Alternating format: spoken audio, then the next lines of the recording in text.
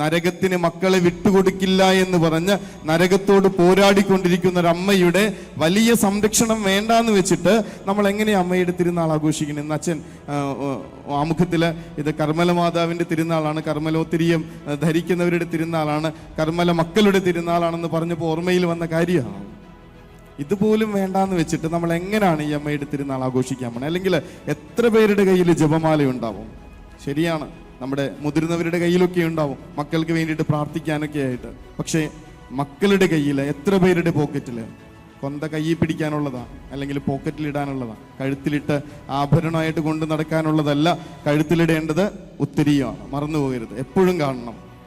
ഈ ജപമാല നമ്മുടെ മക്കളുടെ കയ്യിൽ നിർബന്ധപൂർവ്വം പിടിപ്പിച്ചു കൊടുക്കാൻ നമ്മൾ എന്തുകൊണ്ടാണ് മറന്നുപോകുന്നത്? ഇത് വലിയ സംരക്ഷണമാണെന്നറിയാമെങ്കിൽ, ഇത് സ്വർഗത്തിന്റെ ശക്തി തരുന്നു എന്നറിയാമെങ്കിൽ, എന്തുകൊണ്ടാണ് നമ്മുടെ മക്കളുടെ കയ്യിലേക്ക്, പോക്കറ്റിലേക്ക് നിർബന്ധപൂർവ്വം ഇത് നമ്മൾ വെച്ചു കൊടുക്കാത്തെ? എന്നിട്ടും നമ്മൾ അമ്മയെ സ്നേഹിക്കുന്നു എന്ന് പറയുന്നത് എങ്ങനെയാണ്?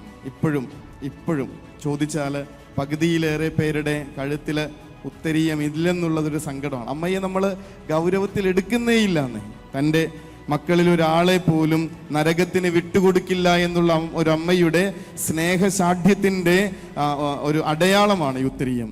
നമ്മൾ അതൊന്നും നമുക്ക് ഇട്ടുകൊണ്ട് നടക്കാൻ ബുദ്ധിമുട്ടാണ്. കുത്തിക്കൊള്ളുന്നെന്നൊക്കെയാണ് പറയണേ, പൊട്ടിപ്പോകുന്നെന്നാ പറയണേ. വേറെ വാങ്ങിക്കണം.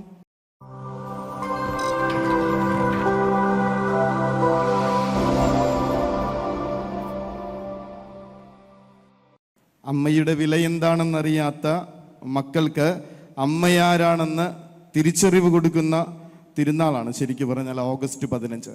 നമ്മൾ പരിശുദ്ധ മാതാവിനെ കുറിച്ച് പ്രതിവചന സങ്കീർത്തനത്തിൽ അപ്രകാരം വായിക്കുന്നുണ്ട്: ഓഫീർ സ്വർണ്ണമണിഞ്ഞ് ദൈവത്തിൻ്റെ വലതു ഭാഗത്ത് സ്വർഗത്തിൻ്റെ രാജ്ഞി നിൽക്കുന്നു. സ്വർഗത്തിൻ്റെ രാജ്ഞി നിൽക്കുന്നു. അമ്മയെ രാജ്ഞിയായിട്ട് കണക്കാക്കിയിട്ട് എത്ര കാലമായിട്ടുണ്ടാവും? അമ്മയുടെ വാക്കുകൾ ഒന്ന് ഗൗരവത്തിലെടുത്തിട്ട് എത്ര കാലമായിട്ടുണ്ടാവും? അമ്മയോട് ദേഷ്യപ്പെട്ടു തുടങ്ങിയിട്ട് എത്ര കാലമായിട്ടുണ്ടാവും? അമ്മയെ മാറ്റി നിർത്തി പല കാര്യങ്ങളും തീരുമാനിക്കാൻ തുടങ്ങിയിട്ട് എത്ര കാലമായിട്ടുണ്ടാവും? നമ്മുടെ അമ്മമാരെ പോലും നമ്മൾ അത്രയ്ക്ക് വില കൊടുക്കുന്നില്ല എന്നുള്ളതാണ് സത്യം. ഒരമ്മ മരിച്ചു കഴിഞ്ഞപ്പോൾ മക്കൾ 3 പേരാണ്.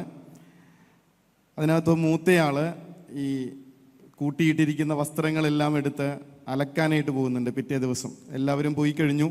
ഇനി അവിടെയുള്ള മുഷിഞ്ഞ വസ്ത്രങ്ങളൊക്കെ എടുത്ത് ബക്കറ്റിലിട്ട് സോപ്പ് പൊടിയൊക്കെ ആയിട്ട് അലക്കാൻ പോകുമ്പോൾ അപ്പുറത്തെ വീട്ടിലെ ചേച്ചി പറയുന്നുണ്ട്: മോനെ, ഞാൻ അലക്കി തരാട്ടോ. അയാൾ പറയുന്നുണ്ട്: വേണ്ട ചേച്ചി, എത്ര ദിവസം, ഇനി ഞങ്ങൾ തന്നെ നോക്കണ്ടേ?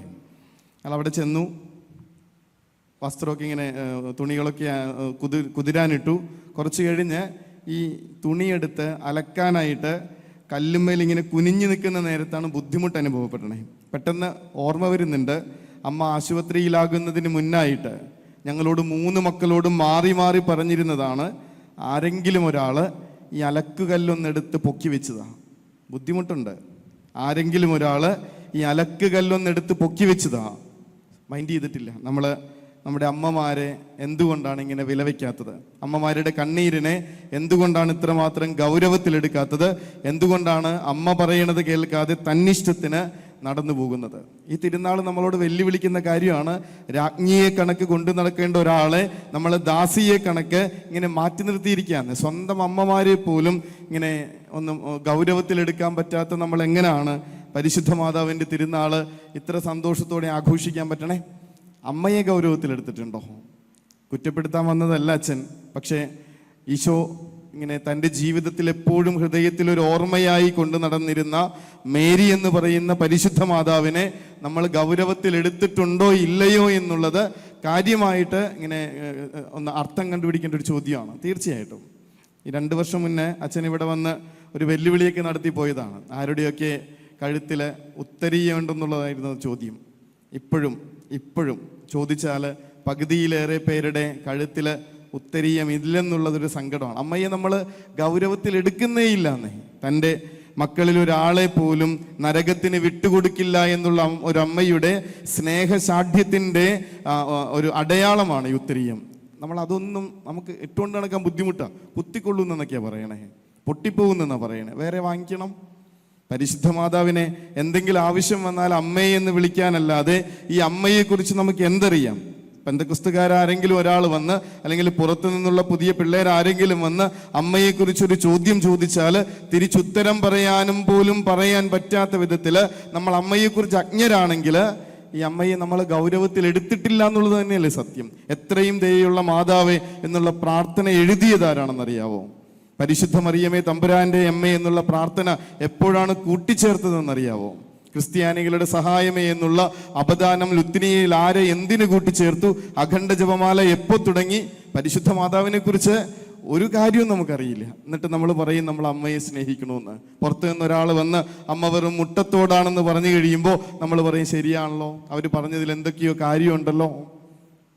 പിന്നെ എങ്ങനെയാണ് ഈ അമ്മയുടെ തിരുനാൾ നമ്മൾ ഇങ്ങനെ ആഘോഷിക്കാനായിട്ട് പറ്റണേ? ശരിക്കും ആഘോഷിക്കാൻ പറ്റണേ? അമ്മയെ ഗൗരവത്തിലെടുക്കാത്തിടത്തോളം കാലം. ചാത്തിയത്ത് പള്ളിയിൽ കൊച്ചച്ഛനായിട്ടിരിക്കുമ്പോഴാണ് ഒരമ്മ വന്നിട്ട് മകൻ്റെ കാര്യങ്ങൾ പറയുന്നുണ്ട്. അച്ഛാ ഭയങ്കരമായിട്ട് അകന്നു പോയിട്ടുണ്ട്, വീട്ടിൽ കയറണില്ല, പള്ളിയിൽ വരണില്ല, കുടിച്ചു നടക്കാണ്, വലിയ പ്രശ്നമാണ് നാട്ടിൽ മുഴുവൻ.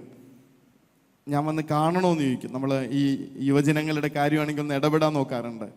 കാണണമെന്ന് ചോദിക്കുമ്പോൾ അമ്മ പറയണം അതൊന്നും വേണ്ട അച്ഛാ, അതൊന്നും വേണ്ട, ഈ ഉത്തരിയുണ്ട്, അച്ഛൻ ഇതൊന്ന് പ്രാർത്ഥിച്ചു തന്നാൽ മതി, എനിക്ക് ഉറപ്പാണ് ഇത് പഴകി പൊട്ടിപ്പോകുന്നതിന് മുൻപ് എൻ്റെ മകൻ്റെ ബന്ധനങ്ങളൊക്കെ പൊട്ടിപ്പോയി അവൻ തിരിച്ചു വന്നിരിക്കും. ഒരമ്മയുടെ ഉറപ്പാണ്, വിശ്വാസമാണ്. ഈ ഒരു ഉത്തരീയം പഴകി പൊട്ടിപ്പോകുന്നതിന് മുൻപ് എൻ്റെ മകൻ്റെ ബന്ധനങ്ങൾ അഴിഞ്ഞ് അവൻ തിരിച്ചു വന്നിരിക്കും. നമ്മൾ കണ്ടുകൊണ്ടിരിക്കുക. ഒരു ഉത്തരീയം പൊട്ടിപ്പോകാനായിട്ട് ഇത്ര കാലമൊന്നും വേണ്ട പഴകി പോകാനായിട്ട്. അവനന്ന് അമ്മയിലേക്ക് തിരിച്ചു വരണത്, കുടുംബത്തിന്റെ സ്നേഹത്തിലേക്ക് തിരിച്ചു വരണത്, അൾത്താരയിലേക്ക് തിരിച്ചു വരണത്, ഈശോയുടെ സ്നേഹത്തിലേക്ക് തിരിച്ചു വരണത് നമ്മൾ കണ്ടുകൊണ്ടിരിക്കുകയാണ്. പരിശുദ്ധ മാതാവിൻ്റെ ഈ ഒരു നരകത്തിന് മക്കളെ വിട്ടുകൊടുക്കില്ല എന്ന് പറഞ്ഞ് നരകത്തോട് പോരാടിക്കൊണ്ടിരിക്കുന്ന ഒരു അമ്മയുടെ വലിയ സംരക്ഷണം വേണ്ടാന്ന് വെച്ചിട്ട് നമ്മൾ എങ്ങനെ അമ്മയുടെ തിരുനാൾ ആഘോഷിക്കുന്നത്? ഇന്ന് അച്ഛൻ ആമുഖത്തിൽ ഇത് കർമ്മല മാതാവിൻ്റെ തിരുനാളാണ്, കർമ്മലോത്തിരിയം ധരിക്കുന്നവരുടെ തിരുനാളാണ്, കർമ്മല മക്കളുടെ തിരുനാളാണെന്ന് പറഞ്ഞപ്പോൾ ഓർമ്മയിൽ വന്ന കാര്യമാണ്. ഇതുപോലും വേണ്ടാന്ന് വെച്ചിട്ട് നമ്മൾ എങ്ങനെയാണ് ഈ അമ്മയുടെ തിരുനാൾ ആഘോഷിക്കാൻ പോണേ? അല്ലെങ്കിൽ എത്ര പേരുടെ കയ്യിൽ ജപമാല ഉണ്ടാവും? ശരിയാണ്, നമ്മുടെ മുതിർന്നവരുടെ കയ്യിലൊക്കെ ഉണ്ടാവും മക്കൾക്ക് വേണ്ടിയിട്ട് പ്രാർത്ഥിക്കാനൊക്കെ ആയിട്ട്. പക്ഷേ മക്കളുടെ കയ്യിൽ എത്ര പേരുടെ പോക്കറ്റിൽ കൊന്ത കയ്യിൽ പിടിക്കാനുള്ളതാ, അല്ലെങ്കിൽ പോക്കറ്റിലിടാനുള്ളതാ? കഴുത്തിലിട്ട് ആഭരണമായിട്ട് കൊണ്ട് നടക്കാനുള്ളതല്ല, കഴുത്തിലിടേണ്ടത് ഉത്തരീയമാണ്. മറന്നു പോകരുത്, എപ്പോഴും കാണണം. ഈ ജപമാല നമ്മുടെ മക്കളുടെ കയ്യിൽ നിർബന്ധപൂർവം പിടിപ്പിച്ചു കൊടുക്കാൻ നമ്മൾ എന്തുകൊണ്ടാണ് മറന്നു പോകുന്നത്? ഇത് വലിയ സംരക്ഷണമാണെന്നറിയാമെങ്കിൽ, ഇത് സ്വർഗത്തിന്റെ ശക്തി തരുന്നു എന്നറിയാമെങ്കിൽ എന്തുകൊണ്ടാണ് നമ്മുടെ മക്കളുടെ കയ്യിലേക്ക്, പോക്കറ്റിലേക്ക് നിർബന്ധപൂർവം ഇത് നമ്മൾ വെച്ചു കൊടുക്കാത്തെ? എന്നിട്ടും നമ്മൾ അമ്മയെ സ്നേഹിക്കുന്നു എന്ന് പറയണത് എങ്ങനെയാണ്? പരിശുദ്ധ മാതാവിന് നമ്മൾ വില കൊടുത്തിട്ടില്ല എന്നുള്ളത് തന്നെയാ സത്യം. ആവശ്യത്തിന് അമ്മയുടെ അടുത്ത് ചെന്ന് അമ്മയെന്ന് പറഞ്ഞ് പ്രാർത്ഥിക്കാനായിട്ട്, നിലവിളിക്കാനായിട്ട് ഒരിടമെന്നുള്ളതല്ലാതെ അതിനപ്പുറത്തേക്ക് ഈ അമ്മയെക്കുറിച്ച് ഒരു അറിവുമില്ല. ഈ അമ്മയെ സ്നേഹിക്കാനായിട്ട് നമ്മൾ ഒന്നും ചെയ്തിട്ടില്ല. അമ്മയെ സ്നേഹിക്കുന്നതിൻ്റെ അടയാളങ്ങൾ കൊണ്ടു നടക്കുന്നതിൽ നമ്മൾക്ക് അഭിമാനവുമില്ല. അച്ഛൻ കുറ്റപ്പെടുത്തുന്നതല്ല, ഓർമ്മപ്പെടുത്തലാണ്. തീർച്ചയായിട്ടും തിരുത്തേണ്ട കാര്യങ്ങളാണ്. കാരണം ഈശോ തൻ്റെ ജീവിതത്തിൽ എപ്പോഴും 33 വയസ്സുള്ള നാളില് വീട്ടിൽ നിന്ന് ഇറങ്ങിപ്പോയ ഒരു മകൻ തൻ്റെ ജീവിതത്തിൽ, ഹൃദയത്തിൽ എപ്പോഴും ഒരു സുഗന്ധമുള്ള ഓർമ്മയായി കൊണ്ടു നടന്ന പേരാണ് മേരി എന്നുള്ളത്. ആ അമ്മയെ നമുക്ക് നെഞ്ചി കൊണ്ട് നടന്നേ പറ്റുള്ളൂ. ആ അമ്മയെ കളയാനായിട്ട് പറ്റില്ല എന്നേ. ഒരു വിധവയായിട്ടുള്ള സ്ത്രീ ഭണ്ഡാരത്തില് ഏറ്റവും ചെറിയ നാണയങ്ങൾ ഇടുന്ന നേരത്ത് ഈശോ കണ്ടുകൊണ്ടിരിക്കുന്നുണ്ട്. കർത്താവ് ആ സ്ത്രീയെ അഭിനന്ദിക്കുന്നതിൻ്റെ, പ്രശംസിക്കുന്നതിൻ്റെ കാരണം എന്താണെന്നറിയാമോ? ഓർമ്മ വരുന്നത് സ്വന്തം അമ്മയെ കുറിച്ചിട്ട് തന്നെയാണ്. അമ്മ തനിക്കുണ്ടായിരുന്ന ഒരേ ഒരു നാണയം, തൻ്റെ ജീവിതം ഇനി മുന്നോട്ട് കൊണ്ടുപോകാനായിട്ട് ആകെയുള്ളൊരു സാധ്യതയായ തൻ്റെ മകനെ ദൈവത്തിൻ്റെ ഭണ്ഡാരത്തിലിട്ട വിധവയായ തൻ്റെ അമ്മയെ ഓർത്തിട്ടാണ് ഈശോ ഈ വിധവയായ സ്ത്രീയെ അഭിനന്ദിക്കുന്നത്, പ്രശംസിക്കുന്നത്. കർത്താവ് മുന്നോട്ട് പോകുന്ന നേരത്ത് വിധവയായിട്ടുള്ളൊരു സ്ത്രീ തൻ്റെ മകൻ്റെ ശവമഞ്ചത്തിന് മുന്നിൽ കരഞ്ഞുകൊണ്ട് നടക്കുന്നൊരു കാഴ്ചയുണ്ട്. ആ സമയം ഈശോയുടെ ഉള്ളിൽ വരുന്നത് പരിശുദ്ധ മാതാവിൻ്റെ ഓർമ്മ തന്നെയാ. കുറച്ചു നാൾ കഴിയുമ്പോൾ എൻ്റെ അമ്മയും ഇതുപോലെ ശവമഞ്ചത്തിൻ്റെ പിന്നാലെ, എൻ്റെ ശവമഞ്ചത്തിന് പിന്നാലെ കരഞ്ഞുകൊണ്ട് നടക്കും. അന്ന് അമ്മേ, നിന്റെ കണ്ണീര് തുടക്കാൻ എനിക്ക് പറ്റിയെന്ന് വരില്ല. പക്ഷേ ഇപ്പോൾ ഈ അമ്മയുടെ കണ്ണീര് തുടക്കാൻ എനിക്ക് പറ്റും. ഈശോ അങ്ങോട്ട് ചെന്നെന്നാ പറയണേ. സാധാരണ അങ്ങനെയൊന്നും നടക്കാറില്ല. അങ്ങോട്ട് ചെന്ന് ശവമഞ്ചത്തുമ്മെ തൊട്ട് അവരെ നിർത്തി ആ മകനെ മരണത്തിൽ നിന്ന് ജീവനിലേക്ക് തിരിച്ചെഴുന്നേൽപ്പിച്ച് അമ്മയ്ക്ക് കൊടുത്തിട്ടാണ് ഈശോ അവിടെ നിന്ന് കടന്നു പോണേ. അത്രയ്ക്കൊരു ഓർമ്മ കൊണ്ട് നടക്കുന്നുണ്ട്. മരിക്കുന്നതിന് മുൻപ് എല്ലാം പൂർത്തിയായി എന്ന് പറയുന്നതിന് തൊട്ടു മുൻപായിട്ട് ഈശോ പറയുന്ന കാര്യം ഇതാണ്: അമ്മേ, ഇതാ നിന്റെ മകൻ. ഒരു മകനെ ഏൽപ്പിച്ചു കൊടുത്തിട്ടാണ്, ഒറ്റയ്ക്കാക്കാതെയാണ് ഈശോ പരിശുദ്ധ മാതാവിനെ ഒരു സുരക്ഷിത കരങ്ങളിൽ ഏൽപ്പിച്ചു കൊടുത്തിട്ടാണ് ഈശോ കടന്നു പോണേന്നറിയണം. മറന്നുപോയിട്ടില്ല, ഒന്നും മറന്നുപോയിട്ടില്ല. പരിശുദ്ധ മാതാവിനോടുള്ള ഉത്തരവാദിത്വം മറന്നുപോയിട്ടില്ല. അമ്മ പഠിപ്പിച്ച പ്രാർത്ഥനകൾ മറന്നുപോയിട്ടില്ല. എൻ്റെ ദൈവമേ, എൻ്റെ ദൈവമേ, നീ എന്തുകൊണ്ട് എന്നെ ഉപേക്ഷിച്ചു എന്നുള്ള അലറിക്കരച്ചില് ഇവിടെ നമ്മുടെ നാട്ടില് നമ്മുടെ അമ്മമാര് സ്വർഗസ്ഥനായ പിതാവേ എന്നുള്ള പ്രാർത്ഥന മക്കൾക്ക് പഠിപ്പിച്ചു കൊടുക്കുന്നത് പോലെ ഇസ്രായേൽ നാട്ടില് അമ്മമാര് പഠിപ്പിച്ചു കൊടുത്തിരുന്ന സാധാരണ പ്രാർത്ഥനയായിരുന്നു. അതിന്റെ അവസാനത്തേക്ക് പ്രത്യാശയിൽ അവസാനിക്കുന്നതാ ആ പ്രാർത്ഥനയൊക്കെ ചൊല്ലി അമ്മ പഠിപ്പിച്ച പ്രാർത്ഥനയുടെ ബലത്തിലാണ് ഈശോ മിഴിപൂട്ടുന്നത് പോലും എന്നറിയണം. ഇങ്ങനെ സ്വർഗത്തിന്റെ ഒരു ഓർമ്മയായിട്ട്, സുഗന്ധമുള്ളൊരു ഓർമ്മയായിട്ട് ഈശോ തൻ്റെ നെഞ്ചിൽ കൊണ്ട് നടന്ന ഒരു അമ്മയുടെ ഓർമ്മ ഇല്ലാതെ, ആ ഒരു അമ്മയുടെ സ്നേഹം ഉള്ളിൽ നിറയ്ക്കാതെ ഈ തിരുനാൾ ആഘോഷിക്കാൻ പാടില്ല. ഈ തിരുനാൾ കൊണ്ടാടുമ്പോൾ കഴുത്തിലൊരു ഉത്തരീയം വേണം, കയ്യിലൊരു ജപമാല വേണം. അതില്ലെങ്കിൽ പറഞ്ഞല്ലോ, ഈ അമ്മയെ അവഹേളിക്കുന്നത് കണക്കാന്നേ. അമ്മയെ സ്നേഹപൂർവ്വം ആദരിക്കുന്നുണ്ടെങ്കിൽ തീർച്ചയായിട്ടും ഈ അടയാളങ്ങളൊക്കെ ഒന്ന് നെഞ്ചോട് ചേർത്ത് വെക്കാൻ, ജീവിതത്തിന്റെ ഭാഗമാക്കി മാറ്റാൻ ഈ നിമിഷം ഈ പരിശുദ്ധ ബലിയിൽ വെച്ച് തീരുമാനമെടുക്കണം. ഈശോ എങ്ങനെയാണോ തൻ്റെ അമ്മയെ ഒരു ഓർമ്മയായിട്ട് ഉള്ളിൽ കൊണ്ട് നടന്നത്, ആ അമ്മയെ ഇങ്ങനെ ജീവിതത്തിന്റെ ഭാഗമാക്കി നെഞ്ചോട് ചേർത്ത് വെച്ച് ഒരു ഓർമ്മയായിട്ട് കൊണ്ടു നടക്കണം.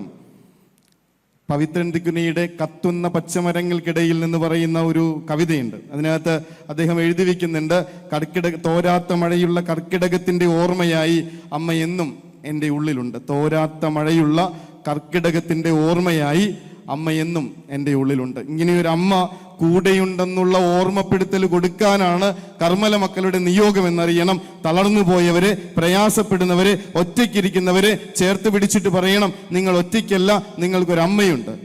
എല്ലാ ദിവസവുമുള്ള പരിശുദ്ധ ബലിയും കഴിഞ്ഞ്, എപ്പോഴുമുള്ള പരിശുദ്ധ മാതാവിൻ്റെ മുൻപിലുള്ള പ്രാർത്ഥനയും കഴിഞ്ഞ് ഒരമ്മ വീട്ടിലേക്ക് മടങ്ങിപ്പോകുന്ന നേരത്ത് ആ വഴിയിൽ വെച്ച് മരിച്ചുപോയതിൻ്റെ ഒരു ഓർമ്മയുണ്ട്. അമ്മയുടെ എപ്പോഴും പറയുന്ന ഒരു കാര്യമുണ്ട്: അച്ഛാ, മക്കളെ അമ്മമാരുപേക്ഷിച്ച മക്കളെ നോക്കാൻ വേണ്ടിയിട്ട് ഇവിടെ സ്ഥലങ്ങളുണ്ട്. എന്നാൽ മക്കള് വേണ്ടെന്ന് വെച്ച, മക്കൾ അവഗണിച്ച് കളഞ്ഞ, മക്കൾ മൈൻഡ് ചെയ്യാത്ത അമ്മമാരെ നോക്കാനായിട്ട് ഈ അമ്മ മാത്രമേ ഉള്ളൂ. എല്ലാ ദിവസവും ആ പള്ളിയിൽ പരിശുദ്ധ മാതാവിൻ്റെ രൂപത്തിന് മുൻപിൽ വന്ന് മുടങ്ങാതെ പ്രാർത്ഥിച്ചിരുന്ന ഒരമ്മ അന്നത്തെ അവസാനത്തെ പ്രാർത്ഥനയും കഴിഞ്ഞ് വീട്ടിലേക്ക് പോകുന്ന നേരത്തെ വഴിയിൽ വെച്ച് വീണ് മരിച്ചുപോയതാണ്. എപ്പോഴും പറയുന്ന ഒരു കാര്യമാണ്: അച്ഛാ, അമ്മമാരുപേക്ഷിച്ച മക്കളെ നോക്കാനായിട്ട് ഇവിടെ പല ആളുകളുണ്ട്. പക്ഷേ മക്കൾ ഉപേക്ഷിച്ച, മക്കൾ അവഗണിച്ചു കൊണ്ടിരിക്കുന്ന അമ്മമാരെ നോക്കാനായിട്ട് ഇവിടെ ആരാ ഉള്ളത്?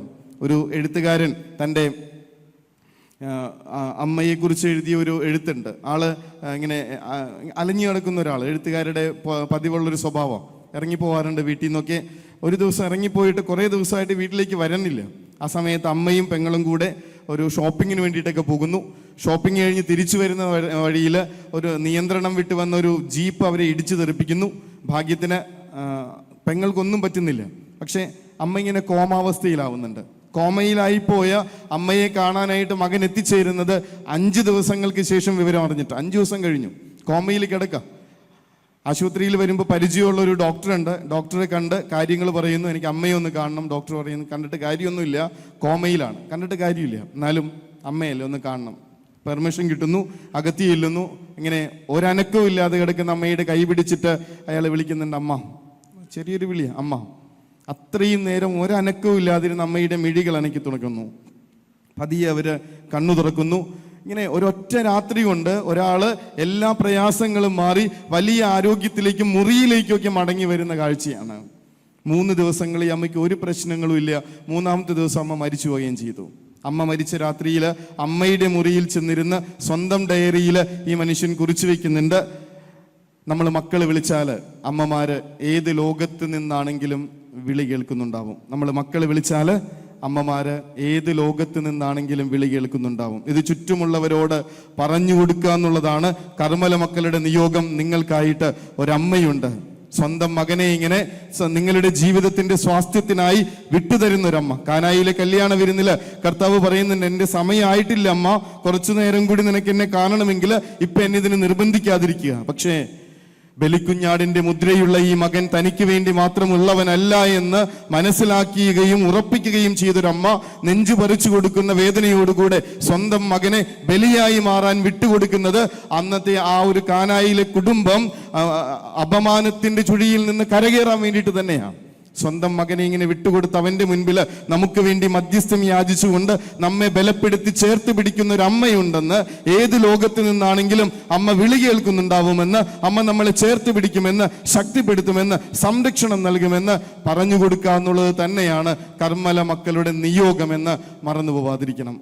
അമ്മമാരെ ഒന്ന് ഗൗരവത്തിൽ എടുത്തു തുടങ്ങണം നമുക്ക് ഈ തിരുനാളില്. ബഹുമാനപ്പെട്ട വിൻസെന്റ് വാര്യത്തച്ഛൻ പുറത്തായിരിക്കുന്ന സമയത്ത് അച്ഛനൊരു ഫ്യൂണറലിന് പോകുന്നു. അമ്മ മരിച്ചുപോയ ആ മനുഷ്യൻ അച്ഛൻ്റെ അടുത്ത് വന്നിരുന്ന് ചോദിക്കുന്നുണ്ടോ, നിങ്ങളുടെ അമ്മ വീട്ടിലുണ്ടോ? You have mom at home? അച്ഛൻ പറയുന്നുണ്ട്, വീട്ടിൽ അമ്മ ഉണ്ട്.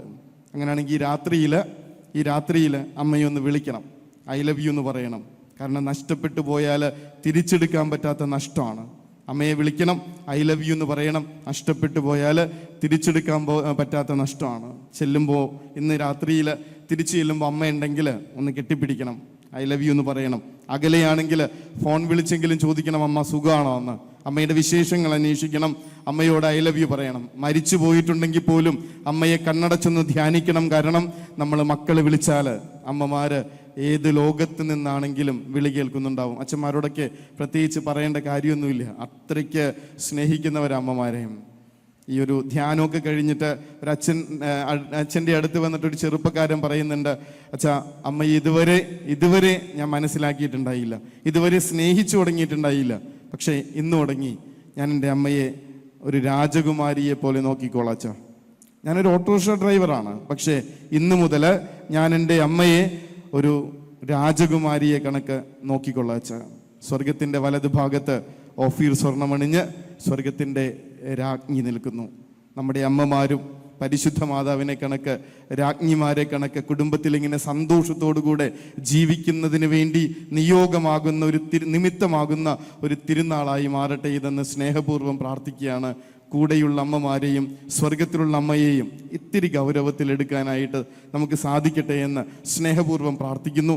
ആരെങ്കിലും ഒരാൾ അമ്മയെ എതിർത്ത് പറയുന്നത് എന്തെങ്കിലും കേട്ടാൽ തിരിച്ചു പറയാനും മാത്രം ഈ അമ്മയോടുള്ള സ്നേഹം നിറഞ്ഞ് അമ്മയെക്കുറിച്ച് പഠിക്കണമെന്നേ, അമ്മയെക്കുറിച്ചുള്ള കാര്യങ്ങൾ അന്വേഷിച്ചറിയണം. അച്ഛൻ ചോദിച്ച ചോദ്യങ്ങൾക്കൊന്നിനും ഉത്തരം പറയാതിരുന്നതിൻ്റെ കാരണം ഇതൊക്കെ നമ്മൾ അന്വേഷിച്ച് കണ്ടുപിടിച്ച് ഉള്ളിലിങ്ങനെ എപ്പോഴും ഉറപ്പായിട്ട് കൊണ്ടു നടക്കേണ്ട ഉത്തരങ്ങളായതുകൊണ്ടാണ്.